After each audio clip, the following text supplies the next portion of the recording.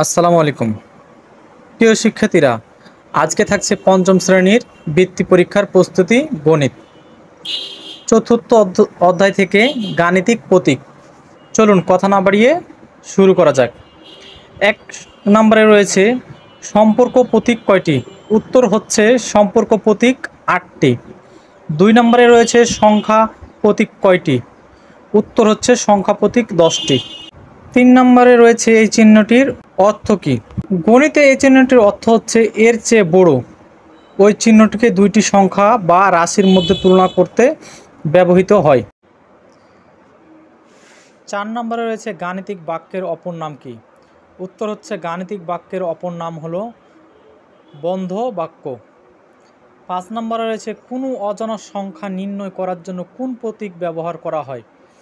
উত্তর হচ্ছে কোনো অজানা সংখ্যা নির্ণয় করার জন্য অক্ষর প্রতীক ব্যবহার করা হয়। 6 নম্বরে রয়েছে 2025 সংখ্যাটিতে ভিন্ন ভিন্ন কয়টি সংখ্যা প্রতীক রয়েছে?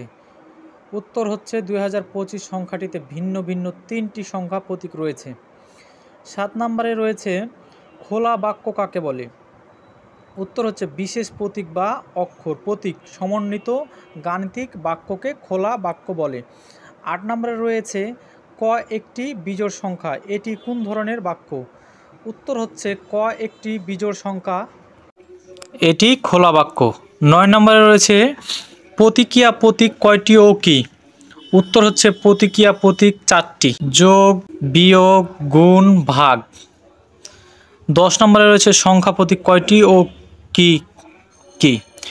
উত্তর হচ্ছে সংখ্যা প্রতীক 10টি, যেমন 0, 1, 2, 3, 4, 5, 6, 7, 8, 9। 11 নম্বরে রয়েছে বন্ধনী প্রতীক কয়টি ও কী? উত্তর হচ্ছে বন্ধনী প্রতীক 3টি। প্রথমে রয়েছে প্রথম বন্ধনী, 2 নম্বরে রয়েছে দ্বিতীয় বন্ধনী, 3 নম্বরে রয়েছে তৃতীয় বন্ধনী। 12 নম্বর প্রশ্নে রয়েছে কোন বাক্যটি সত্য না মিথ্যে তা নির্ণয় করা যায়? উত্তর হচ্ছে খোলা বাক্যে বাক্যটি সত্য না মিথ্যে তা নির্ণয় করা যায় না।